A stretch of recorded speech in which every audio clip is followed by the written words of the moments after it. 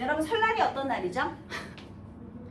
1월 1일 새해죠. 그러면 우리 새해에는 항상 어떤 거예요, 여러분? 새해 다짐하잖아요. 내가 올 한 해에는 그러면서 막 바람직하게 내가 이렇게 살아야지 하는 삶의 다짐을 하잖아요. 그래서 이것도 김남조 시인의 새해 다짐이라고 생각하시면 되겠습니다. 겨울 나무와 바람, 머리채긴 바람들은 투명한 빨래처럼 진동의 가지 끝에 걸려 나무도 바람도 혼자가 아니게 된다. 이렇게 됐어요. 자, 일단은요, 우리가 생각했을 때 겨울 나무 그리고 바람. 겨울의 나무는요, 일단 찾아올 새도 없고 찾아올 뭐 꽃도 없고 그 다음에 뭐 이파리도 없지만 뭐 벌과 나비도 없잖아요. 그러면 굉장히 고독하고 쓸쓸하고 외롭고 그렇겠네. 일단 겨울의 나무니까요. 어쨌든 춥고 고통스럽고 그런 이미지죠. 그리고 바람은요, 항상 방황하는 존재. 그리고 떠다니잖아요. 그래서 아마도 겨울나무 쓸쓸하지 않을까? 바람도 쓸쓸하지 않을까? 그런 생각을 했대요. 그런데 내가 어느 날 이 나무하고 바람을 보니까 머리채 긴 바람들이 투명한 빨래처럼 진종의 가지 끝에 걸려. 어머나, 아니었어. 겨울나무와 바람은요, 혼자가 아니었대요. 혼자가 아니다라는 걸 내가 본 거예요. 그래서 여기서 이제 이 나무하고 바람을 보면서 아이고 외롭고 아이고 쭈뼛쭈뼛 쓸쓸해 한 줄 알았는데 이 나무에 바람이 이 투명한 빨래처럼 이렇게 걸려 있더래요. 자, 그러면 여기 나타난 표현 방법 잠깐 보겠습니다. 바람은 투명한 빨래.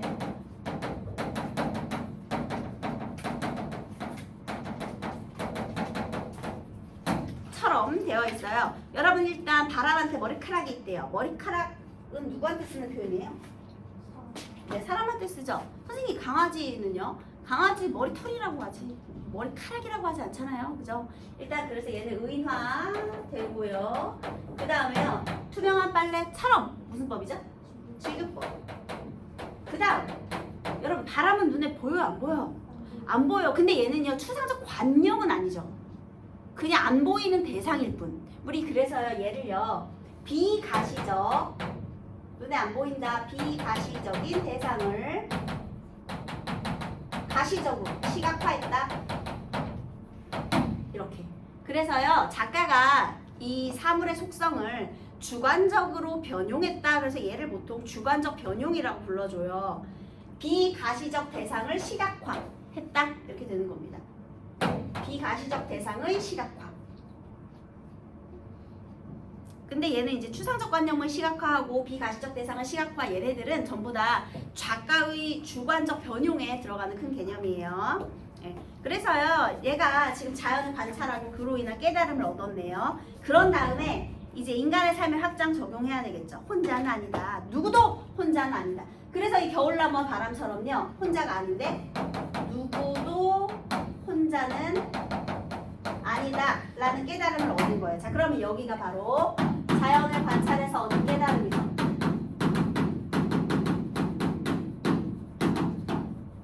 그것을 인간의 보편적인 삶으로 확대시키고 있는 겁니다. 이게 지금 우리 아까 4번의 보기에 있던 그 내용이죠. 겨울나무와 바람도 혼자가 아니듯이 누구도 혼자는 아니야. 그러니까 나도 아니죠. 그래서 나도 마찬가지. 아까 겨울나무와 바람처럼요, 나도 누구와 함께 있어? 하늘 아래 외톨이로 서보는 날도 하늘은 있잖아. 나도 하늘과 함께 있잖아. 이렇게 되는 겁니다. 여러분, 근데 여기서 말하는 하늘은요, 우리 김남조 시인의 또 특징이 있잖아요. 김남조 여자 작가예요. 할머니입니다. 김남조 시인이요, 뭔가 외롭고 힘들었나 봐요. 그래서 굉장히 슬프고 이렇게 눈물을 흘리는 날이 있었겠죠. 그래서 내가 굉장히 눈물이에요. 힘들고 슬픈 그럴 때가 있었을 거야. 그런데 그때에도 나 외로웠는데 그때 누가 있대? 이 하늘이 뭘까요, 여러분? 하늘은 누굴까요? 누굴까요? 지저스인데 지저스 어떻게 그려야 되냐? 지저스.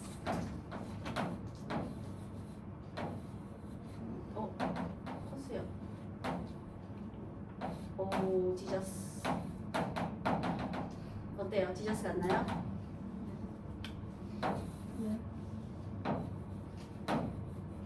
네, 하늘입니다. 하늘.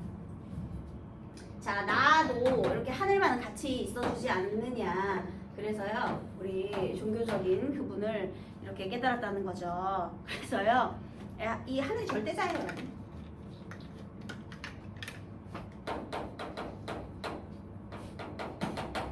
네, 그래서 하늘은 이렇게 함께 있어주지 않던가 서리법이죠, 여러분. 여기 서리법 있어요. 그 다음에 여기서 또 깨달음을 얘기하죠. 결국은 삶은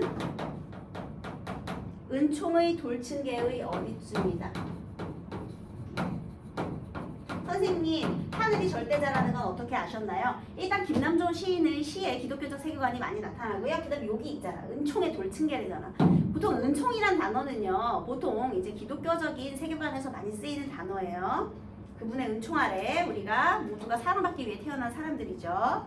그 다음에 사랑도 섭리의 자갈밭에 어디쯤이다. 그러니까 얘가 아마 외롭고 힘든 걸 느낀 게 아마 사랑 때문이라서 이 사랑이 고통스러운 삶도 외롭고 쓸쓸했나 봐요. 그런데 이 모든 것은 전부 은총과 섭리의 돌층계와 자갈밭이래요. 그래서 내가 지금 가고 있는 것이 결국은 이 그분에게 닿기 위한 이게 은총의 돌층계고요. 그분 사랑 속에. 그리고 지금 내가 걷고 있는 그 자갈밭도 자갈밭으로 느껴지는 이것도요. 다 이유가 있는 거야. 다 그분의 뜻 안에서 섭리가 있는 겁니다. 운명입니다. 섭리와 은총. 그래서 이걸 깨달았다는 거예요. 여러분 여기 나타난 표현 방법 좀 봅시다. 삶은 은총의 돌층계, 사랑은 섭리의 자갈밭. A는 B 뭐죠? 좋아요. 은유. 그 다음에요. 은총 눈에 보여 안 보여? 섭리 안 보여. 그런데 돌층계와 자갈밭은 구체적인 거네. 그래서 아하 얘들은 이제 니네가 아는 거죠. 추상적 관념의 구체적 시각화. 추상적 관념의 구체적 시각화. 그래서 비가식적인 대상의 시각화, 또 추상적인 관념의 시각화 이런 것들이 전부 작가의 주관적 변용이 되겠습니다. 자, 그리고 우리 여기에서 알 수 있는 이 김남조 시인의 태도를 한번 볼 수 있는데요.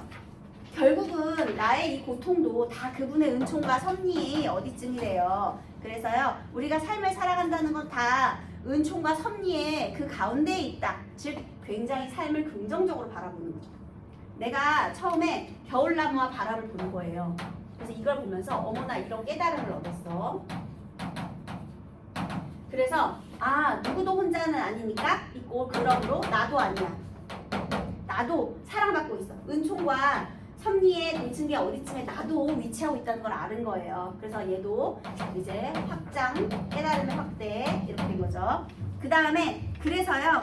이적진 말로써 풀던 마음 말없이 사귀고 얼마 더 너그러워져서 이 생명을 살자. 황송한 추견이라 알고 한 세상을 누리자. 그래서요. 이제 어떻게 된 거야? 이제 어떤 삶의 성찰을 이끌어내야 돼요. 내 삶의 성찰. 어떻게? 나는 이제부터 그동안에는 내가 작년까지는 말로써 풀었대. 말로써 푼 건 뭐예요? 야이 이렇게 하면서 욕하고 불평하고 화내고 불만스럽게 그렇게 풀었던 마음을 이제는 말없이 사귈 줄 알게 된 거죠.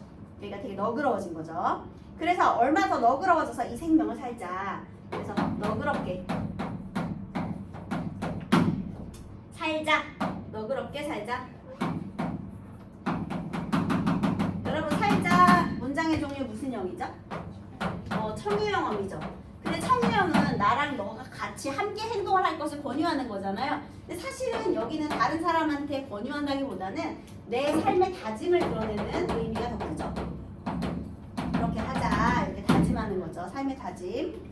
그 다음에 또 황송한 추견이라고 알고 내가 이 세상을 살아간다는 것 자체가 황송하대요.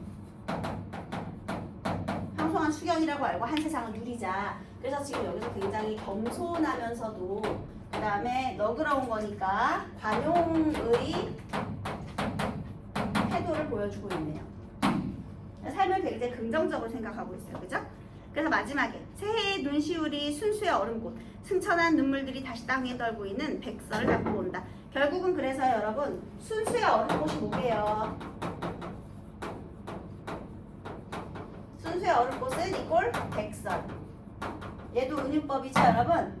그 다음에 내가 지금 설날이잖아. 그러면 사실 김남조 시인이 보고 있는 것은 새해 첫날에 내리는 하얀 눈을 보았을 거예요. 그래서 봐봐, 내가 여기서 울었지.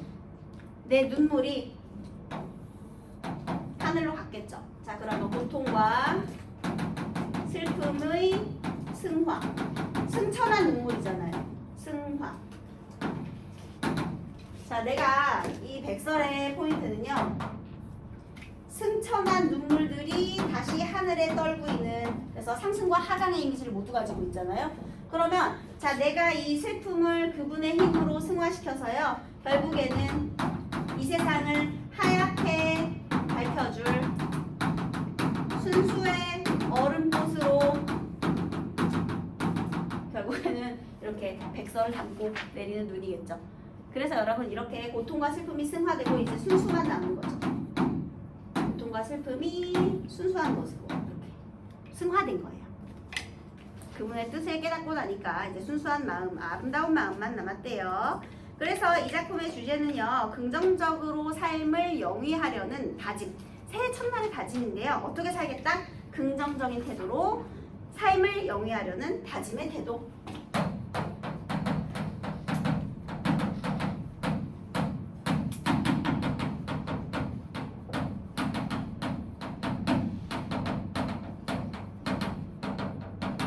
이런 태도를 드러내고 있는 거예요.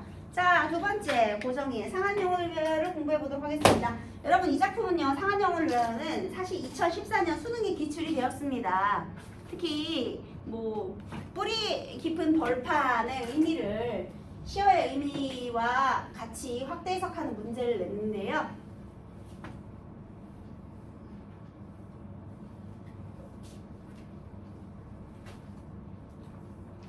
한번 얘도 보도록 하겠습니다.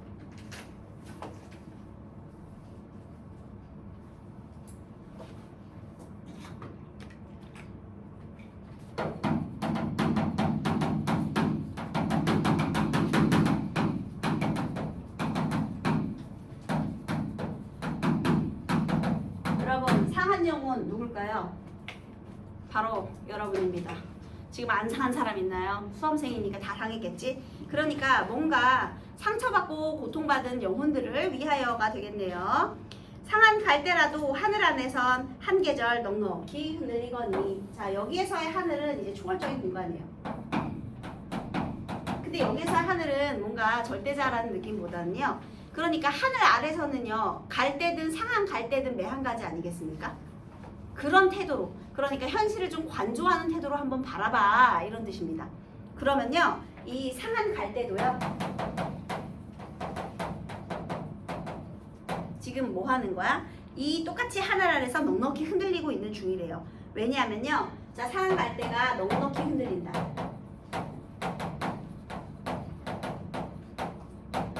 너네가 지금 상해 있어. 그럼 흔들릴 때마다 얼마나 고통스럽겠니? 근데 이 상한 갈대도요, 넉넉히 흔들린다는 표현을 통해서요, 이 상한 갈대의 유연함에 대한 내용을 얘기하는 거예요. 이럴 수 있는 이유가 있어요. 왜냐면요, 뿌리가 깊다면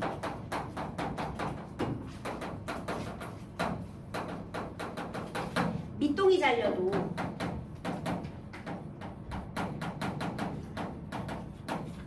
새순이 돋아날 희망이 있으니 이렇게 되는 겁니다. 다시요. 그러면 여기에서의 뿌리는 뭐냐면요, 의지만 있다면 밑동이 잘려도 어떠한 시련이나 고난이 온다 해도 새순이 돋아날 희망은 있다. 유치하게 말하면 하늘이 묻어서도 솟아날 구멍이 있다. 더 유치하게 말하면 나를 쓰러뜨리지 못하는 시련은 나를 더욱 성장시킬 뿐이다. 뭐 이런 내용이 되겠죠. 그래서 의지만 있다면 일단 고난 내가 극복할 수 있어. 그래서 이 희망을 가지고 의연하게 버티고 있는 거죠. 네. 그 다음에 충분히 흔들리자. 상한 영혼이요, 충분히 흔들리며 고통에게로 가자. 그러니까 얘를 보면서요, 자 이제 상한 영혼이요, 자 뭐 하자고요? 충분히 흔들리며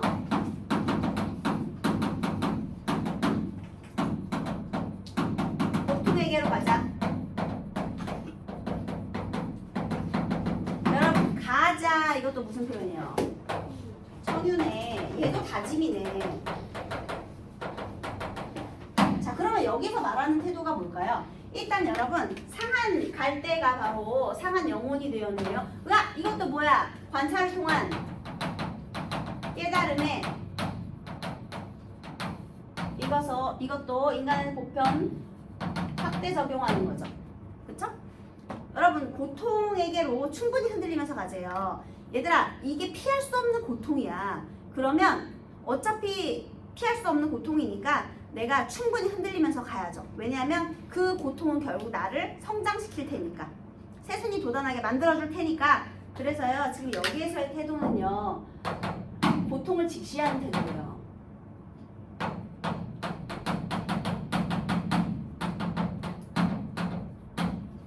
여러분들이 아무리 난리를 치고 발광을 해봤자 기말고사를 볼 수밖에 없죠.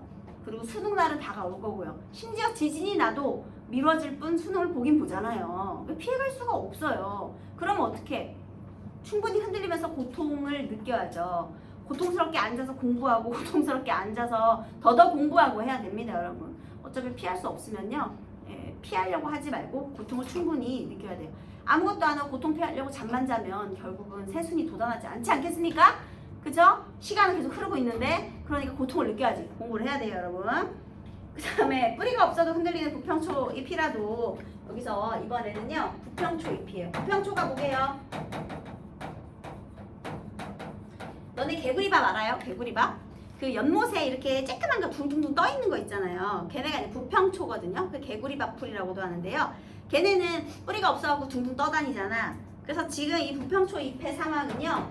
뿌리가 없어서 흔들리고 있는 상황이에요.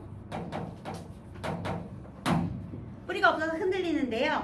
그런데 얘도요. 물이 고이면 꽃은 핀대요. 즉 얘네도 물이 고인다면 꽃이 핌. 자, 이건 무슨 상황을 말하는 거냐? 얘가 뿌리가 없이 흔들리고 있다라는 것은 굉장히 지금 열악하고 절망적인 상황이에요. 열악하고 힘든 상황인데요. 자, 물이 고인다면 최소한의 조건만 갖추어진다면 이뤄낼 수 있는 희망과 의지가 있다라는 거죠. 뭔가 결과를 만들어낼 수 있다. 이렇게 된 거예요. 그러니까 희망이 있는 거죠. 최소한 조건만 갖추어져도 희망이 있대요. 그런데 이 최소 조건은요. 무조건 갖추어질 조건이에요. 왜? 이 세상 어디에도 물은 고이니까요. 이 세상 어디에나 개울이 흐르고 이 세상 어디에나 등불이 켜지듯 그래서 대꾸법을 통해서요. 꽃 피울 수 있다는 가능성을 얘기하는 거죠. 여러분, 너네도 공부할 수 있어. 시간만 흐른다면. 그런데 시간은 무조건 흐르는 거예요. 그러니까 여러분도 공부하면 되는 거예요. 야, 너도 할 수 있어. 되는 거죠, 여러분. 그래서요. 가자, 고통이요. 살 맞대고 가자. 자, 여러분. 가자, 고통이요. 고통이요. 살 맞대고 가자. 외롭기로 작정하면 어딘 늘 못 가랴. 가기로 작정하면 지는 해가 문제냐? 얘기를 했네요. 결국에요. 부평초 잎은 또 고통이 되었습니다. 여러분 표현 방법 좀 보겠습니다. 상한 영혼이요. 고통이요. 불렀어요. 무슨 법이죠? 돈호법. 그 다음에 말 건네는 형식. 그 다음에요. 청유형 문장도 썼고요. 그리고 또 하나 대꾸법도 많이 쓰고 있죠. 설의법도 쓰고 있고요. 뭐 대꾸나 설의, 그 다음에 직유, 뭐뭐 하는 듯이니까요. 이런 표현들도 써주고 있습니다. 자, 여러분 고통이요. 결국 살 맞대고 가자. 얘들아 아픈데 살을 맞대면 더 아파요. 하지만 고통을 직시하면서 가야 돼요. 어떻게 가냐면요. 외롭기로 작정하면 어딘들 못 가랴. 즉 각오만 되어 있다면 어디들 못 갈 곳이 없다. 그리고 또 만약에 가기로 작정만 한다면 의지만 있다면 시간은 문제가 안 되죠. 지는 해가 문제겠느냐 이렇게 되는 겁니다. 그래서요. 자, 여기서 고통을 직시하려는 태도를 내가 느꼈고요. 결국에는 그래서 이제 어떻게 된 거야? 현실을 수용하고 받아들이겠다는 의지를 드러낸 거죠. 의지를 다짐하는 거죠. 고통과 서름의 땅 헐헐 지나서 뿌리 깊은 벌판으로 가자. 자, 그러면요. 내가 극복하려는 의지만 있다면, 노력만 한다면요. 이 하늘 아래서요. 결국에 우리가 되딛고 있던 고통과 서름의 땅은요.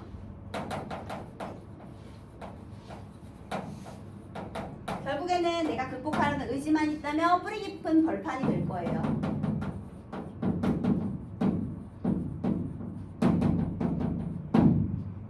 그래서요. 두 팔로 막아도 바람은 불듯 영원한 눈물이란 없느니라 영원한 비탄이란 없느니라. 그쵸? 언젠가는 끝나고 또 새순이 돋아날 거니까요. 캄캄한 밤이라도 하늘 아래선 마주 잡을 손 하나 오고 있거니. 게다가 지금 심지어 고통과 서름의 땅이고 그 다음에 밤이라고 할지라도 우리가 극복하려는 의지와 노력만 있다면 각오 이런 것이 되어 있다면 뿌리 깊은 벌판에 마주 잡을 손이 올 거래요. 이 땅의 수험생이 나 한 명입니까 여러분? 아니죠. 얼마나 많은 수많은 수험생들이 있니. 그러니까 이 세상에서 고통 없는 사람이 어디 있어. 그러니까 상하고 고통 있는 상한 영혼이면서 고통이 있는 사람은 누구나 다라는 거죠. 누구나 다. 그럼 결국에는 내가 극복할 의지만 있다면 마주잡을 손도 오겠죠. 다시 우리 이 뿌리 깊은 벌판의 의미 얘를 조금 더 자세히 보도록 하겠습니다. 얘가 수능 문제거든요. 첫 번째, 일단 흔들리는 갈대에게는요 뿌리가 깊은 벌판이니까요 굳건한 흔들리지 않을 굳건한 삶의 공간이 되겠고요. 그 다음에 결국 고통과 서름의 땅이든 뿌리 깊은 벌판이든 전부 하늘 아래에 있는 거죠. 그러니까 내가 하늘로 갈 수는 없거든요. 내가 현실을 도피해서 하늘로 튀어버릴 수는 없어. 그럼 죽는 거니까. 그러면 살아가려면 밤이든 그 다음에 흔들리는 이 지금 시련이든 밑동이 잘리는 시련이든 다 견뎌내야 하는 거예요. 그래서요 여기서 초월적 공간과 이거 하늘이죠. 대비되는 현실의 공간. 내가 극복을 해내고 이 땅을 살아가야 하는 현실적 공간이에요. 그 다음에 시련에 맞서야 하는 공간. 시련에 맞서는 공간. 고통을 이겨내야 하는 공간이고요. 그 다음 마지막에는 마주잡을 손을 만날 수 있는 그러니까 희망이 예비된 공간 되겠습니다. 그리고 가끔 나만 그런 게 아니라 이렇게 힘든 상황에 처해 있는 사람이 또 여러 명이 있다. 내 동료나 내 마음을 나눌 수 있는 연대할 수 있는 사람이 온다면 이 또 고통을 조금 더 쉽게 극복할 수 있지 않겠습니까? 위로가 되니까요. 그래서 동료나 함께 갈 수 있는 사람, 연대자라고 썼습니다. 그래서 그런 사람이 나타날 수 있는 예비된 공간, 만남이 예비된 공간이다 이렇게 되겠습니다. 그래서요, 이 작품의 주제는요, 고통을 직시하고 수용하는 성숙한 삶의 태도입니다. 얘는 고통을 직시하는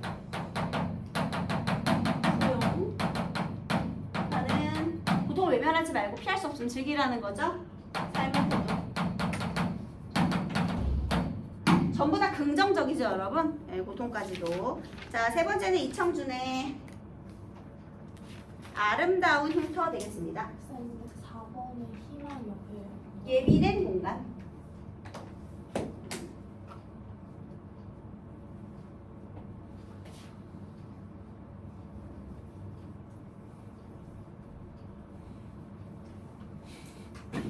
이청준의 아름다운 흉터. 무슨 법이에요? 역설이죠?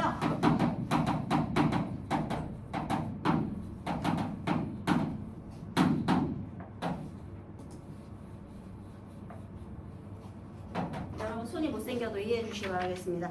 자, 나의 두 손등과 손가락들에는 세 종류의 흉터가 선명하게 남아있다. 초등학교 1학년 때 첫 소풍을 가기 전날 오후 마음이 들뜨다 못해 토방 아래 엎드려 자고 있는 누렁이 놈의 목을 졸라대다 졸지에 숨이 막힌 녀석이 내 왼손을 덥석 물어뜯어 생긴 세 개의 이빨 자국 세트가 하나 여기 이렇게 하나 있는데요.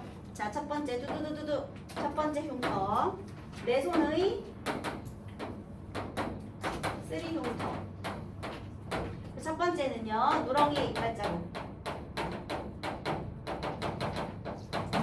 근데 여러분 내가 초등학교 1학년이에요. 소풍 가기 전날 얼마나 가슴이 뛰겠어요. 엄청 설레겠죠. 그러니까 나도 모르게 막 몸에 힘이 들어갔나 보지. 그래서 누렁이한테 너도 좋지 임마, 너도 좋지 임마, 그래서 막 깔고 앉았겠지. 그러니까 이제 생명의 위협을 느낀 누렁이가 나의 손을 물어서 생긴 새끼 이빨. 여러분, 얘가 과욕이 부른 참사라고 해도 돼요? 아니지. 초등학교 1학년이 무슨 소풍 가기 전날 과욕이야. 그냥 설레서 나도 모르게 좀 오버한 행동이죠. 그럼 나는 약간 순수했네. 그치? 이거는 약간 나의 순수함이 좀 강조되지 않아요? 그쵸? 그죠? 그 다음에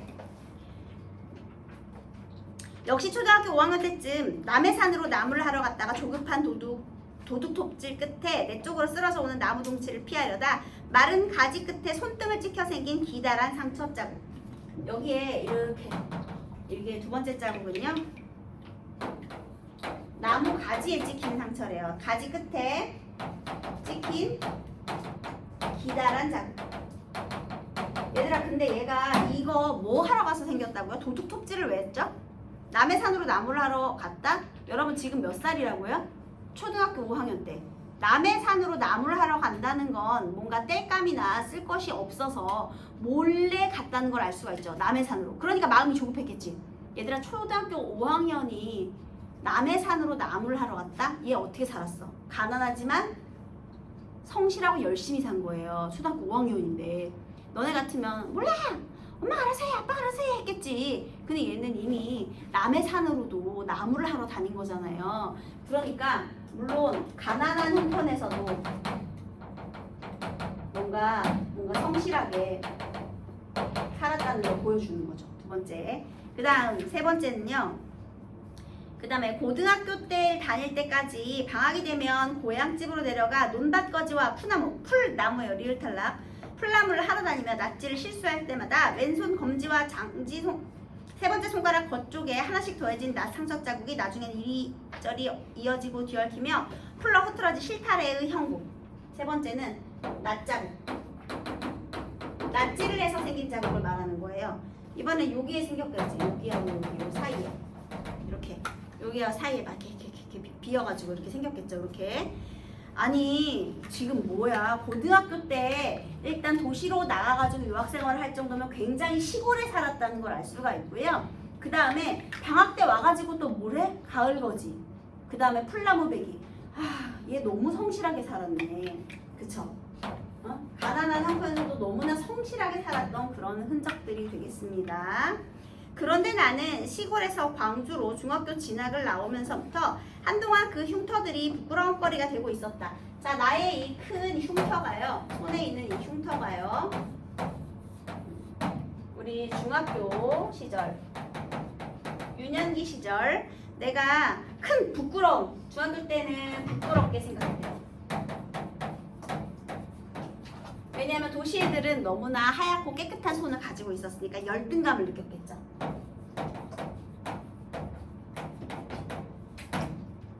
희고 깨끗하고 부드러운 손에 비해 일로 거칠어지고 흉터까지 낭자한 그 남루하고 못생긴 내 손꼴 세라니.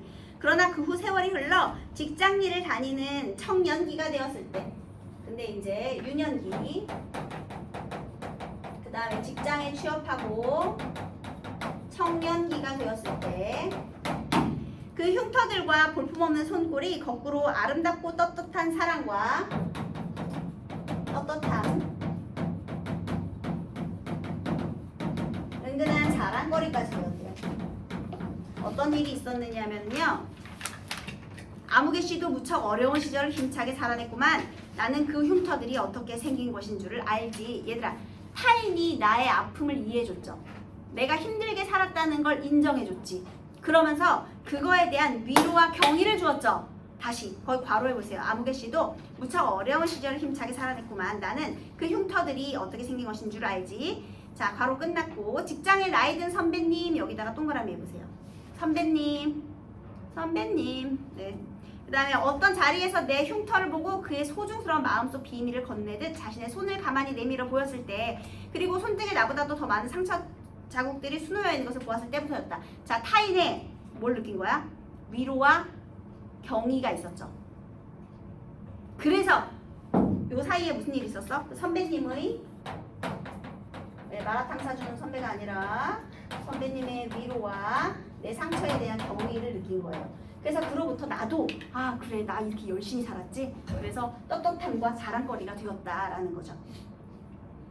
그렇다. 그 흉터와 흉터 많은 손꼴은 꼴 모양 내 어려웠던 어린 시절의 모습이요. 그것을 힘들게 참고 이겨낸 떳떳하고 자랑스러운 내 삶의 한 기록일 수 있었다. 그 나이 든 선배님의 경우처럼 우리 누구나가 눈에 보이든 안 보이게든 삶의 쓰라린 상처들을 겪어가며 그 흉터를 지니고 살아가게 마련이요. 어떤 뜻에선 그 상처의 흔적이야말로 우리 삶의 단단한 마디오 숨값이라 할 수도 있을 것이기 때문이다. 여러분 근데 여기에서요 한 번 더 깨달음을 하고 있어요. 지금 그냥 단순한 흉터인데요. 이 흉터에서 삶의 깨달음을 이끌어내는 건데요.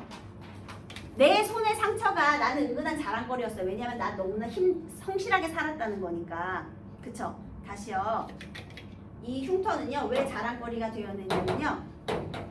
힘들었던 삶을 성실한 태도로, 성실한 삶의 태도로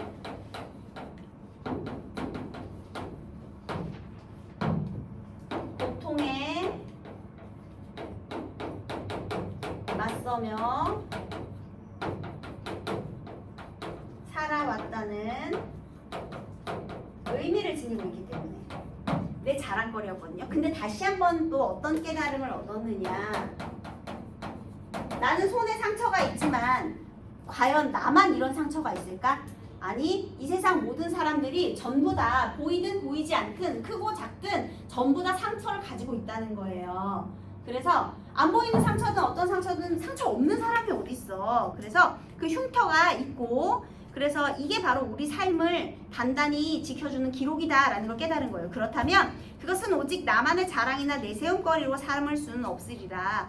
누구나 다 있는 거니까 자랑이 될 수 없어요. 그것은 오히려 우리 누구나 자신의 삶을 늘 겸손하게 되돌아보고 참살의의 뜻과 값이 무엇인가를 새롭게 비춰보는 거울로 삼음이 더 뜻있는 것일 것이다. 자, 처음에 자랑거리였는데 알고 보니까 누구나 상처는 있다. 그러니 얘는 자랑거리라기보다는 나만 있는 거야. 나 봐봐. 나 이런 거야. 라기보다는 오히려 그래 내가 이렇게 살았지. 내 삶을 비추어보는 삶을 겸손하고 매 순간 성찰하면서 살 수 있게 하는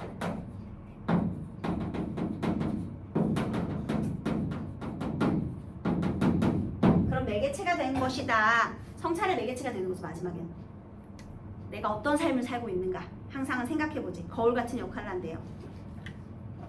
이런 생각 속에서도 아쉽게 여겨지는 일은 요즘 사람들 가운데엔 작은 상처나 흉터 하나 지니지 않으려 함은 물론 남의 아픈 상처 또한 거기 숨은 뜻이나 값을 한 대목도 읽어주지 못한 이들이 흔해 빠진 현상이다. 그때 선배님처럼 다른 타인의 아픔을 위로하고 공감하고 그 다음에 예찬해주고 이런 사람이 있어야 되는데 타인에 대한 무관심 그 다음에 고난을 회피하려는 태도 이게 바로 현대인들의 문제다라고 지금 세태 비판까지 하고 있죠.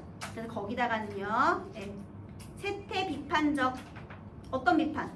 고난을 회피하고 타인에 대한 무관심한 태도죠. 아무쪼록 자기 흉터엔 겸손한 긍지를 남의 흉터엔 위로와 경의를 그리고 흉터 많은 우리 삶엔 사랑의 창가를 함께할 수 있기를 이렇게 마무리하고 있네요. 그래서 주제는요. 시련과 고통을 성실히 극복해가는 삶의 의지가 되겠습니다. 시련과 고통을 성실히 극복해가는 삶의 의지, 태도. 자 이렇게 해서 요 세 작품이 다 우리에게 위로가 될 수 있었기를 바라면서 자 문제를 보도록 하겠습니다. 1번 가나의 공통점으로 적절하지 않은 것은 몇 번? 틀리고 청자를 호명하면서 소통의 대상을 드러내는 건 누구만 있어요? 상한 영혼이요. 그 다음에 고통이요. 나만 있어요. 가에 없어요. 그래서 틀렸습니다. 그다음에 기역부터 미음까지 틀린 것은 여기서 디귿이요. 승천한 눈물이 다시 땅 위에 떨고 있는 이건 한의 승화거든요. 고통의 승화. 근데 여기에서 갑자기 노력의 덧없음 이상하지. 게다가 긍정적인 작품인데 노력의 덧없음 이상하잖아요. 내용 전체 주제하고도 맞지도 않아요. 그 다음에 다에 대한 이해로 틀린 것은 3번 손의 흉터들이 무모한 용기를 드러내다가 생겼다. 전혀 무모한 용기와 관련이 없습니다. 그 다음 4번 틀린 거 고르는 건데요. 정답은 3번 화자는 상한 갈대가 한 계절 넉넉히 흔들리는 여유로운 모습의 긍정적 평가로부터 인식을 확장함으로써 여기까지 괜찮아요. 근데 뿌리 없이 흔들리는 태도를 자신에게 결여되어 있는 바람직한 행동의 준거로 제시하게 되었군. 얘들아, 지금 나한테 결여되어 있는 바람직한 행동의 준거. 그럼 나는 지금 바람직하게 살지 않다는 뜻이고요. 그러면은 뿌리 없이 흔들리는 태도가 내가 지금 잘못 살고 있다. 이상해요, 여러분. 뒤에 어떻게 해석해도 다 이상합니다. 뿌리 없이 흔들리는 게 뭐예요? 일단 뿌리 없이 흔들리는 태도 자체도 이상해요. 지금 부평초가요, 뿌리가 없이 흔들리고 있어요. 위태로운 상황입니다. 그렇지만요, 물만 보인다면 그런 위태로운 상황 속에서도 꽃을 피워낼 수 있는 거예요. 암담하지만 꽃을 피워낼 수 있어요. 그래서 얘도 틀렸습니다. 그 다음에 A와 B에 대한 설명으로 가장 적절한 것은 연재 그리고 동질감. 정답은 2번 되겠네요. 그 다음에 추론한 내용으로 틀린 것은 정답은 2번. 외로움으로 절망에 빠진 독자가 가를 읽는다면 말로써 풀건만 말 없이 사귀고 사회관계의 적극적인 확대를 문제 상황의 해결 방안으로. 뭐야, 무슨 소리예요? 사회관계의 확대라는 건 뭐 동아리 들고 그 다음에 뭐 더 참여하고 이런 건가요? 소통의 참여인가요? 뭔가 이상하죠? 이상합니다. 그냥 너그럽게 관용의 태도를 지니면서 살겠다라는 것이기 때문에 틀렸습니다.